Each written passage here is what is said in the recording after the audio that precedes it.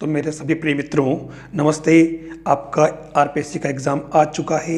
मैंने first part इसके just पहले भेजा है इम्पोर्टेंट क्वेश्चंस का एक क्विक रिवीजन के तौर पर। तो लीजिए, मैं अगला क्विक रिवीजन आप तक पहुंचाने के लिए आज फिर से हाजिर हूं और इसके अंदर बिना किसी औपचारिकता के मैं डायरेक्ट क्वेश्चन की बात करूँगा। देखिए, आपके पास पहला क्वेश्चन है, द्विघात समीकरण ax² plus 2bx plus c बराबर 0 के मूल समान होने की शर्त के आधार पर इसने क्या कहा, मूल समान होंगे यदि हमारे पास चार ऑप्शन है। ठीक है, A B C ji P में है, A B C H P में है, A B C A P में है, या फिर b² इक्वल टू 4ac। तो इसके अंदर हमारे पास में जो शर्त है वो हम जानते हैं कि यहाँ b इक्वल टू 2b और d डिस्क्रिमिनेंट होता है b² माइनस 4ac। तो b² इक्वल टू 4ac के बेस पे अपन जानते हैं b की वैल्यू ये रख दी और इधर ये 4ac। आप इसको अगर हल करें तो b² इक्वल टू ac, यानी कि ए बी सी किस में है, जीपी में। हाँ जी, बिल्कुल सिंपल क्वेश्चन है, लेकिन कितनी बार हम जरा सी लापरवाही में क्वेश्चन रॉन्ग कर देते हैं। तो ऐसे कोई बहुत, मैंने क्या कहा कि बिल्कुल हल्के क्वेश्चन जो हैं जिनको हम इजीली में कर सकते हैं वो आप पहले पढ़ें। तो ये वही पार्ट है आपके इसके अंदर पहले वाले का ऑप्शन जो है आपके ये ए वाला है, A B C ji P में है। क्वेश्चन अगला देखिए, द्विघात समीकरण b minus C x² plus C minus A X plus A minus B 0, इसके मूल अगर रियल और इक्वल हो तो हमारे इनमें चारों में से कौन सा ऑप्शन करेक्ट होगा। सब कुछ AP, GP और HP से जुड़ा मामला है। तो देखिए, इसके अंदर भी मूल रियल और इक्वल है, तो b² minus 4ac equal to 0 से अपन करते हैं। आप ABC जानते हो, इससे मैंने ये सेट किया। थोड़ा सा यहाँ आपको इसको एडजस्ट करने में ध्यान रखना पड़ेगा। तो ये मैंने इसको एडजस्ट करते ही, देखो कैलकुलेशन सिंपल है, ज़्यादा बड़ी नहीं है। तो a minus 2b plus C whole square equal to 0, तो ये 2b equal to a plus C. तो ये ए बी सी हमारे किस में, AP में है, मतलब आपके ये B वाला ऑप्शन करेक्ट है। नेक्स्ट क्वेश्चन है, द्विघात समीकरण a b minus C x² plus B C minus A X plus C A minus B. अभी जो हमने जो क्वेश्चन किया था, ध्यान से देखना दोनों में फ़र्क क्या है। यहाँ b minus C minus A B, और यहाँ a b और c इसके साथ और जुड़ गया है। जैसे ये जुड़ता है तो ये कह रहा है कि इसके मूल अगर समान हो, तो देखो फ़र्क क्या है।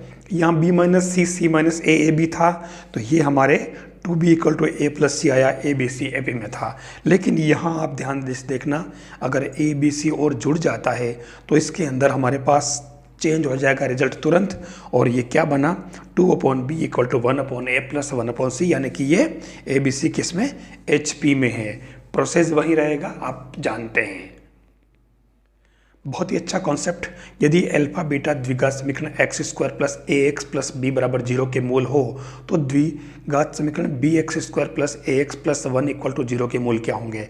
आप थोड़ा सा ध्यान से देख लें इसको, और इसको अगर ध्यान से देखें तो इसने इसमें x को 1/x पुट कर दिया है। ये मैंने बताया, पहले बता रखा, ये x को 1/x पुट करते ही, क्योंकि व्युत्क्रम मूल जब भी होते हैं, आप ध्यान से देखो, ये ए बी ने अपनी प्लेस बदल दी है। तो ये इससे ये इक्वेशन कैसे आती है, ध्यान से देखो, x को 1/x करने पर, इसका मतलब अगर इसके मूल अल्फा बीटा है तो आपके नए समीकरण के मूल क्या हो जाएंगे, 1/α 1/β। ये देखिए, तो इसके अंदर आपका ऑप्शन जो है वो कौन सा, C वाला है। तो ये ऐसे क्वेश्चन को देखते ही पता चलना चाहिए, क्योंकि ये खाली सेट कर दिया इसने, देखो है ना, ए बी की जगह ये ए बी मतलब वापस कहाँ आ गए, एक्स इसका साथ में, तो ये 1/x करने से आ रहा है। इस क्वेश्चन को देखिए, b² plus c² x² minus 2a plus B C X a² plus c² बराबर 0 के मूल समान हो तो हमारे इसमें से कौन सी शर्त करेक्ट होगी। अभी जो हमने पढ़ा, इस x² x और कांस्टेंट, इनके गुणांक को आप ठीक से देख लें। ठीक है, ax² plus bx plus c equal to 0। हमने ए बी सी के अलग अलग पैटर्न देखे। ये देखिए, अभी इसमें a b माइनस सी, मतलब पहले वाले में क्या था, पहले वाले में b minus C, c minus a minus B, इसमें a into B minus C, b c minus A C a minus B. ठीक है, तो इसके अंदर तो हमारे ये किस में, AP में था। यहाँ आपके जैसी बार ए बी सी हुआ तो उस कंडीशन में ये किस में हो गया, HP में। ठीक है ना, ये देखो दिख रहा है ये ये वाला HP। और अब की बार यहाँ क्या हो गया इसके अंदर, देखिए स्क्वायर में डाल दिए, और स्क्वायर में डाले तो इसमें चेंज हो गया पैटर्न पूरा। देखिए आप C square equal to A B आ रहा है इसका, यानी कि ACB GP में है। थोड़ा सा ध्यान रखना, प्रोसेस हमारा वही रहेगा। तो ले दे करके हमारे पास में शर्त एक ही है, हम उसी को यूज करेंगे, हमारा क्वेश्चन सही हो जाएगा। ओ क्या शानदार क्वेश्चन, देखिए आप, for the equation mod of x square plus mod of x minus 6 equal to 0। ये कह रहा है कि केवल एक मूल है और सम ऑफ रूट्स 0 और प्रोडक्ट ऑफ रूट्स 4 और नॉन ऑफ दीज। ध्यान देना, पहले इसको अपन गुणनखंड वाले तरीके से सोल्व कर लेते हैं। तो आप ध्यान से देखें, इसके अंदर mod ऑफ x क्या आया 2, तो इससे mod ऑफ x की जगह अपन x की वैल्यू प्लस माइनस 2 लेंगे। ठीक है, अब इसने जो कहा है, देखिए आप दोनों का अगर गुणनफल करें तो -4 आ रहा है। ठीक है, तो प्रोडक्ट में आप देखो 4 नहीं आ रहा, -4 आ रहा है, और इनका सम जो है 0 आ रहा है। ठीक है, हमारा बी वाला ऑप्शन करेक्ट है। बहुत ही अच्छा क्वेश्चन है, ध्यान देना, ये क्वेश्चन बहुत अच्छा है।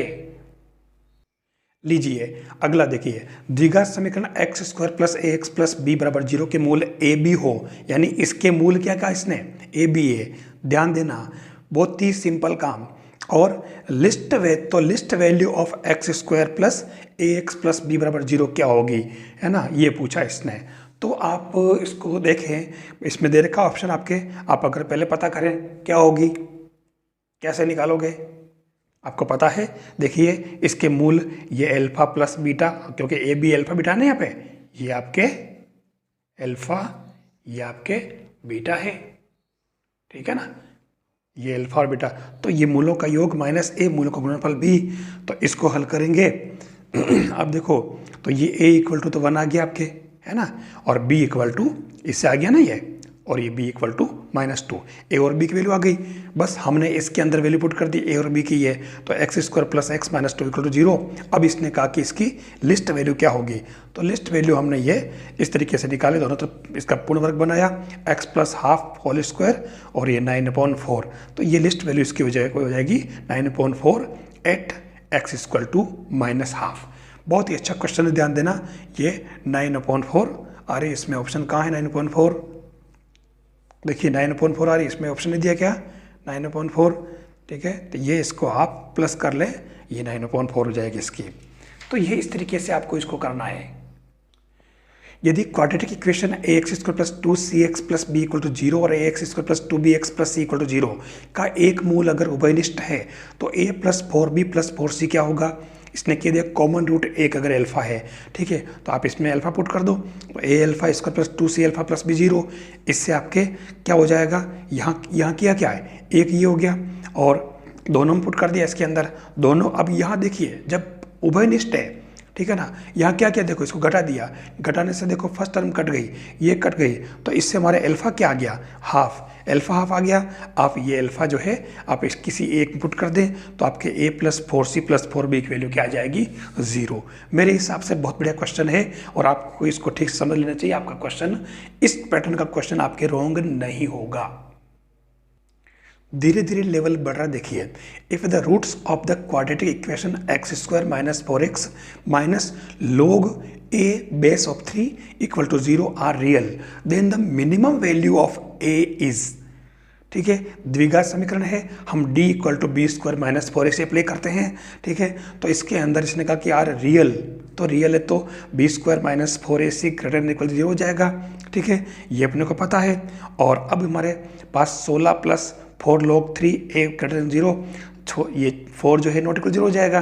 तो इसको अगर आप ध्यान से देखें तो हमारे log a base 3 greater than equal than -4 हो जाएगा। ठीक है, इससे हमारा a क्या आ जाएगा, 3 पावर, a क्या आ जाएगा 3 पावर, ये बेस 3 है ना, तो 3 पावर हो जाएगी, ध्यान रखना, ये पावर में चली जाएगी, तो a बड़ा हो जाएगा 1/81 से। ठीक है, बस ये सीधी सी बात हो गई हमारे पास, देख लो, तो ये मिनिमम वैल्यू क्या हो गई हमारे पास में, ये 1/81, 1/81। ठीक है ना, अच्छा क्वेश्चन है, अच्छा क्वेश्चन है, आप आराम से कर सकते हैं इसको भी। लीजिए अगला क्वेश्चन है अल्फा बीटा समीकरण x square minus x plus one बराबर 0 के मूल हो तो alpha power 2009 plus beta power 2009 बराबर है। आपको मालूम है कि इकाई के जो घनमूल होते हैं 1/3 1 ओमेगा और ओमेगा स्क्वायर, ठीक है ना, ये आपको पता है। और 1 प्लस ओमेगा स्क्वायर क्या होता है 0 और आपको ओमेगा क्यूब इक्वल टू 1 होता। अब यहाँ पर इसने ऑप्शन दे दी है, ध्यान देना, इसके मूल अल्फा बीटा है। तो आपको कुछ नहीं करना है, पहले तो इसको हल कर लें आप। तो ये x की वैल्यू क्या आ गई 1 प्लस माइनस √3 आएगा अपॉन 2। तो ये ध्यान से देखें आप, ये माइनस ओमेगा और ये माइनस ओमेगा स्क्वायर, ठीक है, ध्यान देना क्योंकि ये यहाँ पे माइनस आना चाहिए ना, इसलिए इसमें ये माइनस आ गया, ध्यान रखना। तो x के आ गया माइनस ओमेगा और माइनस ओमेगा स्क्वायर। अब अपने को खाली अल्फा और बीटा की जगह आप माइनस ओमेगा और माइनस ओमेगा स्क्वायर पुट कर दें। हम जानते हैं इसके अंदर ये आपको पता ही है ना कि इकाई के जो घनमूल होते हैं तो उसका एक मूल दूसरे का वर्ग होता है, ये अपन जानते हैं, alpha equal beta square, beta equal to alpha square. तो हमने इसके अंदर माइनस ओमेगा पावर 2009 और माइनस ओमेगा स्क्वायर पावर 2009 कर दिया। अब इसको अपने को वो ए क्यूब इक्वल टू 1 के हिसाब से सेट करना है। तो ये ओमेगा क्यूब मतलब ए क्यूब मतलब ओमेगा क्यूब बनाना। तो इसमें से ओमेगा स्क्वायर बाहर निकालने के बाद ही ये 3 से भाग जाएगा इसमें, तो ये ओमेगा स्क्वायर बाहर निकाल लिया। और इसके अंदर पहले से ओमेगा स्क्वायर है तो ये यहाँ पर इसके अंदर इसको डबल करके हमने रख दिया और ये ओमेगा बाहर निकल गया। बस आप देखें ये 1 तो ये माइनस बाहर, ओमेगा स्क्वायर प्लस ओमेगा ये क्या आ गया 1, यानी सी वाला ऑप्शन करेक्ट है। देखिए बहुत ही अच्छा क्वेश्चन है ये, ध्यान देना। हम एक तरह से ये किसके अंदर पहुंच गए हैं, हमने ये समिश्र राशियों के अंदर पहुंच गए हैं। देखिए ये जो क्वेश्चन है मैं बता रहा हूँ कि ये 12वीं क्लास का क्वेश्चन है। यह दे रखा है कि x minus 1/2 y minus 2/3 z minus 3/4 x minus 2/3 equal to y minus 4/4 और z माइनस 5/5। आपको बता दूं कि ये रेखा L1 है, ये L2 है और इसने कहा है कि आपको इनके बीच की क्या निकालनी है, शॉर्टेस्ट डिस्टेंस। अब शॉर्टेस्ट डिस्टेंस का जो फॉर्मूला है वो आपने पढ़ा है, वो थोड़ा लंबा है 12वीं क्लास का। आप एक काम करें, इसके अंदर ये तो पता है आपको कि ये जो लाइन है ये क्या है, ये लाइन बिंदु 1 2 3 से गुजरती है और 2 3 4 इसके दिक् अनुपात है। यहाँ बिंदु 2 4 5 से गुजरती है और दिक् अनुपात 3 4 5 है। तो इसके लिए मैंने जो एक नया फॉर्मूला रखा है, आप इस फॉर्मूले को देखो, बहुत ही easy. S D equal to L x1 minus x2 मतलब ये x1 ये x2 plus m y1 minus y2 plus n, ध्यान देना n, ठीक है, और z1 माइनस z2, ठीक है, 3 माइनस 5 सभी इसने माइनस में दे दिया तो कोई चक्कर ही नहीं पड़ेगा। और नीचे l square plus n square आएगा। अब हमारे पास x1 y1 मतलब ये पोर्शन आ चुका, ये आ चुका, ये आ चुका। अब क्या चाहिए एलिमेंट। तो देखिए 2 3 4 और 3 4 5 इन दोनों से आप एलिमेंट में 2 इक्वेशन निकाल लें।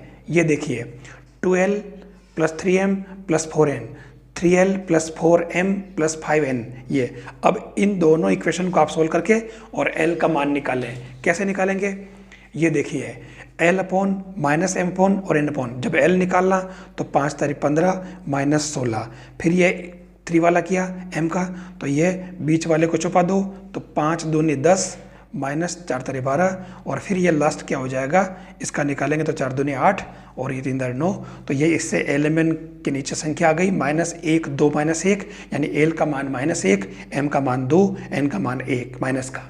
ये एलिमेंट की डायरेक्ट वैल्यू ध्यान रखना, ये एलिमेंट की ही वैल्यू है, समझे आप, क्योंकि आगे 0 इसलिए। अब ये वैल्यू आप एलिमेंट की यहाँ पुट करें तो ये देखिए ये वैल्यू पुट करी इसके अंदर l m n, ठीक है, तो ये 1/√6 बिल्कुल इजी। मैं आपको बताना चाहूँगा कि इस क्वेश्चन को आप ठीक से समझ लें, शॉर्टेस्ट डिस्टेंस का क्वेश्चन पूछा जाएगा, ठीक है। 12वीं क्लास की बुक का है सदिश वाला पार्ट, 11वां पार्ट, ठीक है, ये आपको इसके अंदर ध्यान रखना है। एक क्वेश्चन है b क्रॉस a की वैल्यू क्या होगी। तो हम जानते हैं कि इसको अपन b डॉट a फिर b लेते हैं माइनस b डॉट b फिर a लेते हैं। आपको पता है कि ये क्या बन गया आपके, एक कोई कॉन्स्ट मतलब अदिश राशि स्केलर क्वांटिटी k1, ये भी बाहर रह जाएगा और b डॉट b ये 1 हो जाता है, तो इसको अपन 1 को k2 मान लिया। a आपने देखा कि ये बोथ ए एंड बी, मतलब यहाँ ए और बी के दोनों के ये मतलब सदिश योग के रूप में, एक लीनियर कॉम्बिनेशन के रूप में लिख लिया इसको अपन ने, ठीक है। तो ये आपको इसके अंदर ध्यान देना कि ये जो है आपके इसके उसमें होगा ये, ठीक है ना, ए क्रॉस बी, ए बी, ये आपको पता है, इस फॉर्मूले को अपन इसके अंदर यूज़ किया है। तो यानी अपन जानते हैं कि एक तरह से ये वाला, इसको हम किस रूप में, ए और बी के लीनियर कॉम्बिनेशन के रूप में लिख सकते हैं। एक बहुत ही इंपॉर्टेंट पार्ट है, इसलिए मैंने इसको ले लिया।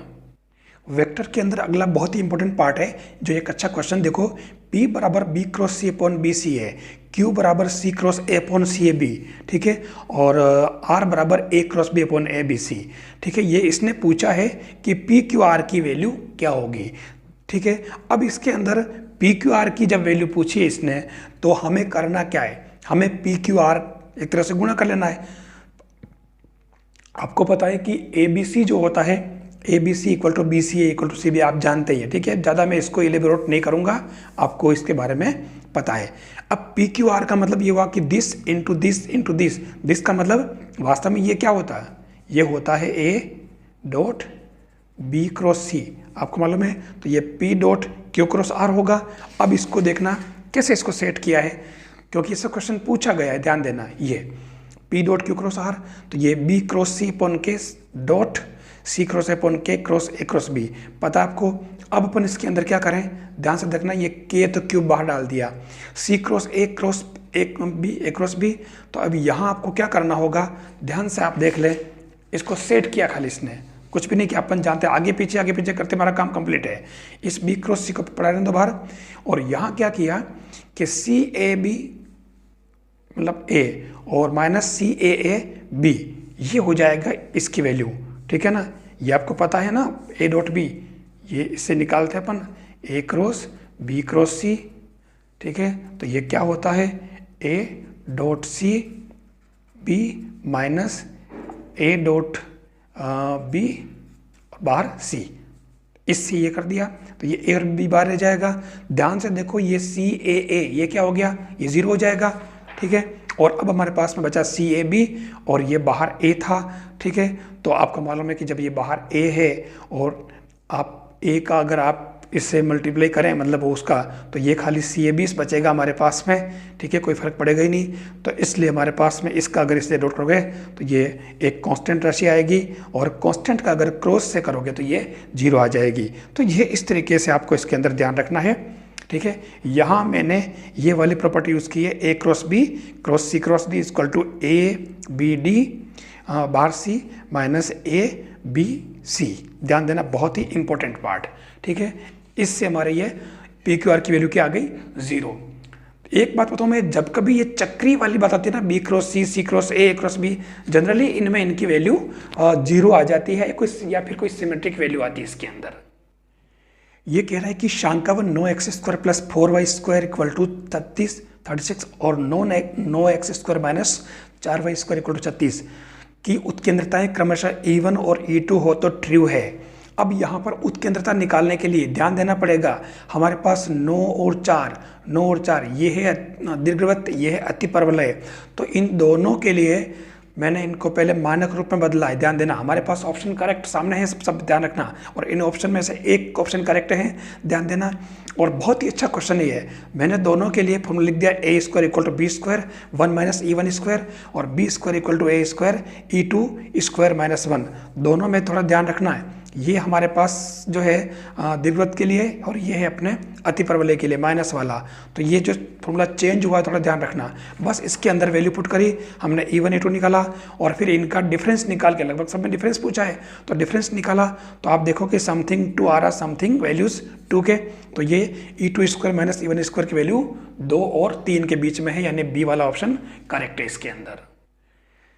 उस हाइपरबोला का इक्वेशन जिसकी उत्केंद्रता √2 और नाभियों के बीच की दूरी 16 है, तो उस तथा अक्ष निर्देश अक्ष हैं, ठीक है। तो इसमें से आपके अतिपरवलय का समीकरण क्या होगा जो दे रखा है। ये क्वेश्चन आरपीएससी 2011 में पूछा है, और इसके अंदर प्लस माइनस AE बराबर 0 है, और जो नाभियाँ हैं, और ये इसके बीच 16 यानी कि 2AE 16 है, तो AE 8 आ जाएगा, इससे हमारे A² इक्वल टू 32 आ जाएगा। ये कैसे किया, ठीक है। आप के पास दे रखा है, ई दे रखा है, तो इससे निकाल लिया। फिर इसने अपन ने बी स्क्वायर भी निकाल लिया। ये फॉर्मूला अपन जानते हैं, B square equal to A square E square minus 1 सामान्य अतिप्रवलय के लिए। ठीक है, तो ये बी स्क्वायर की वैल्यू आ गई ये हमारे पास में, और ए स्क्वायर की वैल्यू आ गई ये, दोनों सेम आ गई। तो हमारा इक्वेशन क्या हो जाएगा, X square minus Y square equal to 32। ऐसे सिंपल क्वेश्चन आपको ठीक से कर लेने हैं। देखिए ये इलिप्स का एक मोटा मोटा स्ट्रक्चर आपके सामने रख रहा हूँ। ठीक है, इलिप्स का, दीर्घवृत्त का हमारे पास पहला है ये, दूसरा ये। ठीक है, ये इलिप्स कौन सा वाला है आपको पता ही है। इसके अंदर ये वाला इलिप्स इस तरीके से बनता है, और ये जो इलिप्स है वो आपके ऐसे बनता है। ठीक है, जो आपको पता ही है।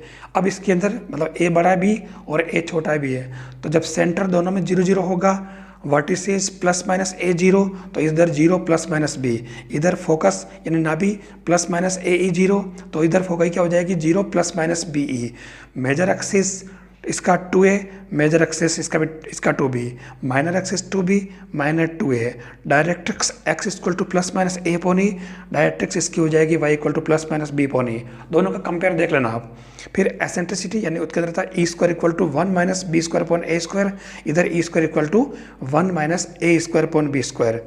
लेटस रेक्टम नाभिलंब की लंबाई 2b स्क्वायर अपॉन ए, इधर 2a स्क्वायर अपॉन बी, और focal distance a plus minus e x, और इधर फोकल डिस्टेंस यानी कि नाभीय दूरी b plus minus e y. मतलब सीधा सा है डायरेक्ट, ये इसका एक स्ट्रक्चर है जो अपने सामने मैंने रख दिया है। ठीक है, फिर इसके अंदर आप देखें ये जो है आपका हाइपरबोला, सेम ऐसे ही ये हाइपरबोला आपका माइनस वाला, ये प्लस वाला। ध्यान रखना कॉन्जुगेट ये कहलाता है इसका कॉन्जुगेट, संयुग्मित परवलय।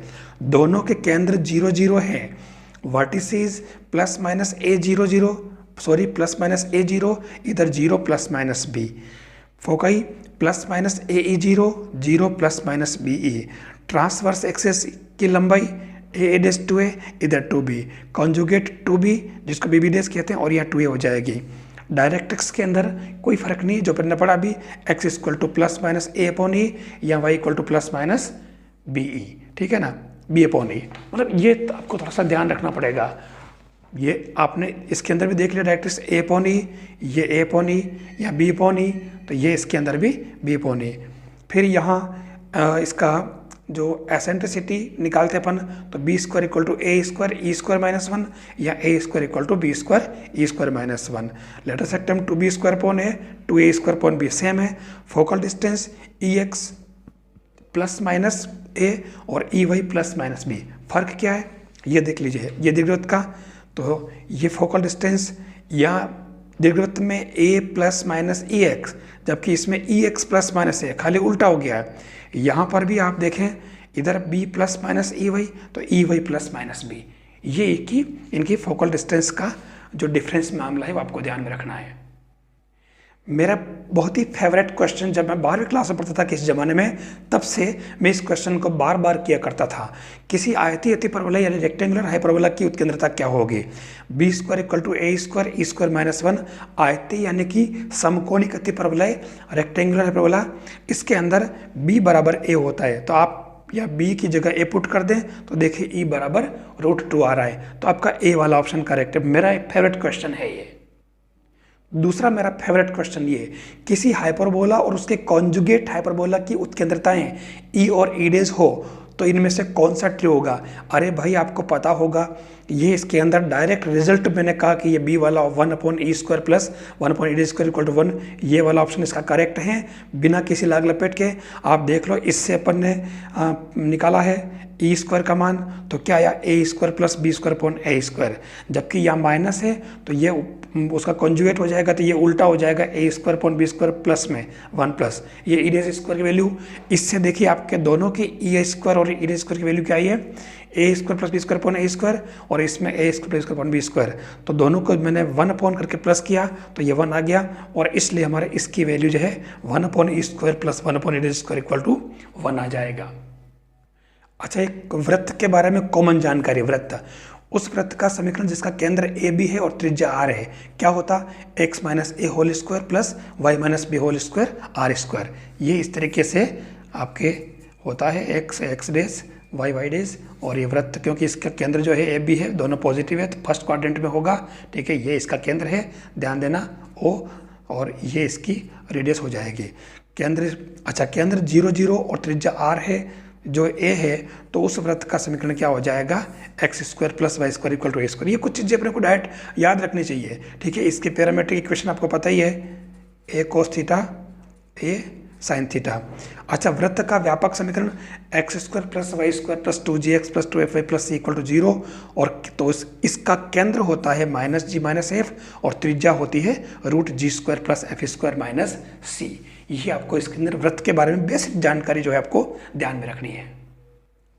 देखिए ये yn + 2 - 2yn + 1 + yn = n²2n।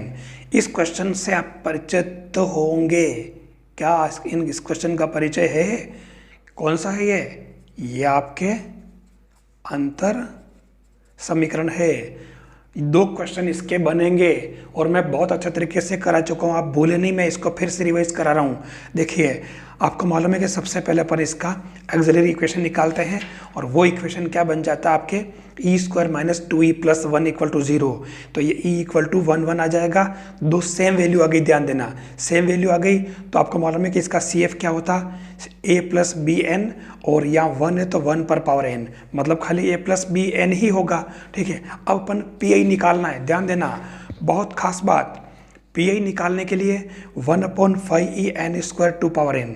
अब अपन क्या करते हैं इसके अंदर, अब इसके अंदर हमारा जो तरीका है PI का, हम इसमें क्या करते हैं, जब ये दे रखा ना a⁴n 2n, तो ये a⁴n fn phi, तो यहाँ पर अपन क्या करते हैं इसके अंदर कि e की जगह हम क्या करते हैं, देखो ये e को क्या लिखा ae, और उसके बाद में ये टर्म यूं क्यों इधर आ जाती है, तो आप भी यहाँ पर a जो e था उसको क्या लिख दिया ae। ठीक है, तो ये 2e² - 4e + 1, और फिर ये हो जाएगा n²। ठीक है, और n² हो जाएगा, उसके बाद में हमारा ये क्या बच गया n⁻p। ठीक है, और उसके बाद में आप इसको क्या करेंगे 1/5 1 प्लस फॉरवर्ड डिफरेंस np, और आपको e की जगह 1 प्लस ये पुट करना है, ध्यान देना। ठीक है, और उसके बाद में जो n² है, जैसे आप e के अंदर बदलेंगे तो आपके ये जो n² वास्तव में ये बन जाएगा, तो ये बन के ये क्या होता वास्तव में n × n-1 है ना, फैक्टोरियल n करते हैं ना, तो उससे करते हैं, ध्यान रखना ये n × n-1 बन जाएगा। तो आपको इसको वास्तव में आपको ये लिखना होगा, तो ये n² है, तो आप n² बराबर, ध्यान से देखना, ये आपके क्या बन गया n² - n, ध्यान देना। ठीक है, तो आपको इस पूरे को इस फॉर्म में कन्वर्ट करना पड़ेगा, मैंने इसके अंदर बता रखा है, अपन इसके बारे में और बात करेंगे। एक क्वेश्चन देखिए ये 1/1 2 + 2.24 + 3.56 ये अपसारी है, अभिसारी है या दोलनी है, तो इसके बारे में पता कैसे लगाएंगे, ध्यान से देख लेना आप। हमने एक तो इसमें मैंने हाइपर हार्मोनिक सीरीज बताई है, लेकिन अपन डायरेक्ट पता कैसे लगाएंगे, हमने इसको सोल्व किया 1/2, ये 1/4, ये 1/10, ध्यान से देखो ये 0.5 0.25 0.1, यानी कि ये बढ़ रही है।